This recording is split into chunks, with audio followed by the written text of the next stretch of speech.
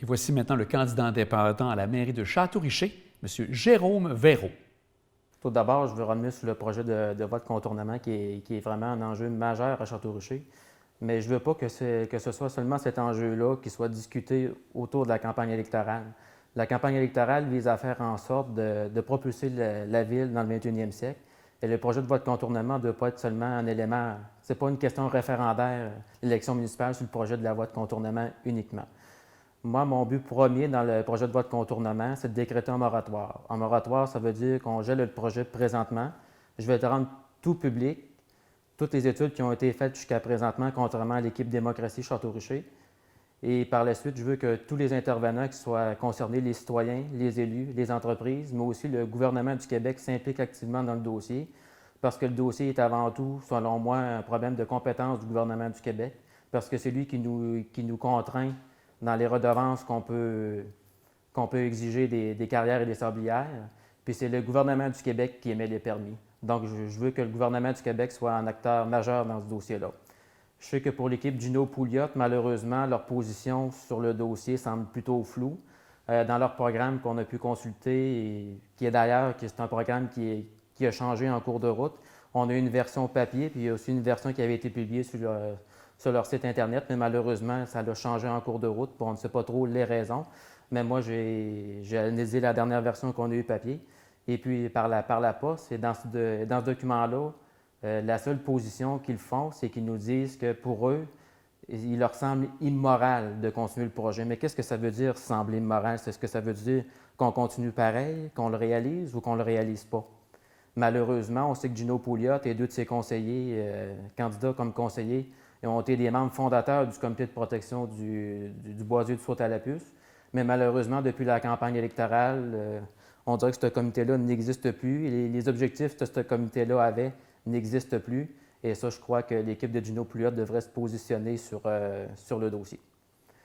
Un autre élément aussi, moi, je veux contrôler les coûts aussi dans l'administration à la ville de Château-Richer. Je sais que pour une des grandes réalisations de l'équipe Démocratie Château-Richer, eux autres, ils se vantent d'avoir assaini les finances publiques, mais la manière qu'ils ont procédé, c'est de refiler en 2020 une hausse historique de taxation de près de 10 qui est toujours aussi en vigueur en 2021, puis qui va l'être tant que le taux de taxation ne sera pas modifié. Alors, c'est facile de dire qu'on a assaini les finances publiques en refilant le fardeau aux citoyens. Mais moi, je crois que dans l'administration, il y a beaucoup de choses à faire. Par exemple, faire respecter des clauses contractuelles.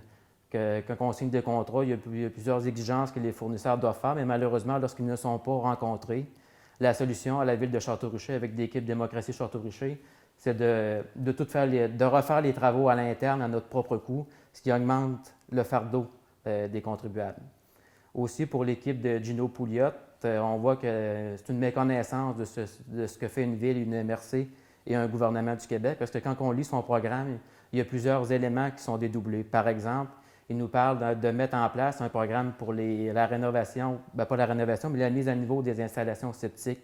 Mais ça, il y a déjà un programme qui existe au gouvernement du Québec, puis c'est de sa compétence. Moi, mon but, c'est de pas dédoubler les services, dédoubler les programmes pour que le citoyen s'y perde, puis que le citoyen fasse accroître un taux de taxation plus élevé.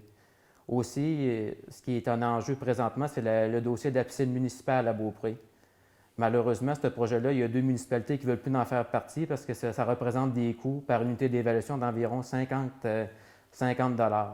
Bien, moi, je trouve que ce n'est pas la voie à privilégier parce que ça va faire augmenter évidemment le taux de taxation, mais avant tout, il faut se questionner si on a besoin de cet actif-là. Et pour avoir rencontré plusieurs citoyens, on ne les désire pas parce que justement, on vient de faire à Château-Richer un investissement majeur dans le site des loisirs. Puis maintenant, profitons de ce qu'on a ici. Il y a un autre dossier aussi dans l'équipe Gino Pouliot qui va avoir un impact important sur le taux de taxation. C'est le dépôt à neige qu'il voudrait faire commun sur toute la côte de Beaupré. Mais plus que les camions vont s'éloigner, plus ça va nous coûter cher. Puis il va falloir aussi un jour ou l'autre énumérer la municipalité qui va accepter de recevoir de notre neige. Et ça va avoir un impact important sur le taux de taxation. Ça va avoir un impact sur le taux de taxation pour l'ensemble des citoyens. Puis malheureusement, je trouve qu'on devrait mieux contrôler nos coûts, mieux gérer ce qu'on a actuellement et entretenir ce qu'on a actuellement au lieu de vouloir s'éparpiller un peu partout. Puis c'est pas cohérent présentement ce qui nous est proposé avec Gino Pouliot. Ça repose beaucoup sur l'analyse, la discussion, mais on a beaucoup de choses dans les mains à Château-Richer qu'on peut faire au niveau de l'administration de la ville et aussi avec les règlements municipaux. Monsieur Véro, en conclusion, pourquoi voter pour vous le 7 novembre prochain? Oui, mais en tant que candidat indépendant, je veux ramener le citoyen au cœur de l'action démocratique.